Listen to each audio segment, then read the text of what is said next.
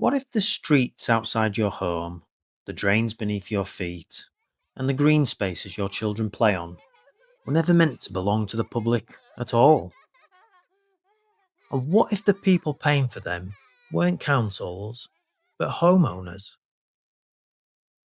This is already happening across modern housing estates, and most buyers have no idea until it's too late.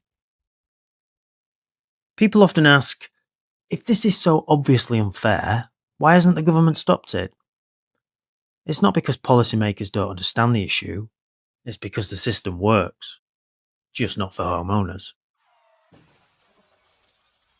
For decades, when new communities were built, there was a clear expectation. Roads would be adopted, sewers would be adopted, open spaces would become part of the public realm. Today, many developments are designed in ways that avoid adoption altogether. Not because councils automatically refuse them, but because private management has become financially attractive. This is where the story changes. When infrastructure is adopted, developers typically fund it outright through legal agreements and commuted sums. Once adopted, that land becomes public infrastructure. It serves everyone. But crucially, it stops generating private income. So instead, a different model is quietly spread across the housing market.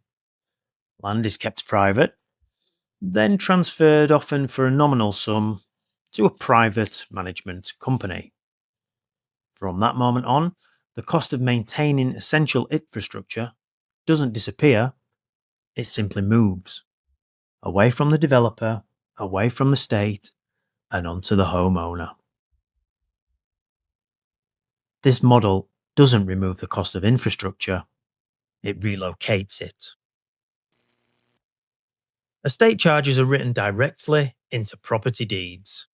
They aren't optional, they're rarely negotiable, and they typically remain in place for as long as the property is owned. You own the house, but not the land your daily life depends on. It's why many residents have started using a striking phrase. It looks like ownership, but behaves like a lifetime service charge. Ministers often describe this as a private contractual matter, and legally, they're right. But legality and fairness are not the same thing. These arrangements are usually embedded into developments long before buyers even know how to ask the right questions. There is no meaningful negotiation, no realistic opt out, no competitive market. That isn't consumer choice, it's structural dependency. The harm rarely arrives in a single dramatic moment. There is no sudden crisis. Costs rise gradually, disputes emerge quietly. Problems often surface only when homeowners try to sell. Politically, slow problems are easy to overlook. Responsibility is fragmented. Central government points to planning frameworks, councils point to regulations, developers cite industry practice, managing agents point to the deeds. Everyone points sideways.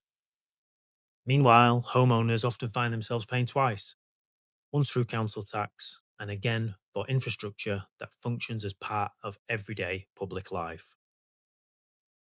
Privately owned, publicly experienced, and personally funded. Homeowners are rarely viewed as a vulnerable group within housing policy.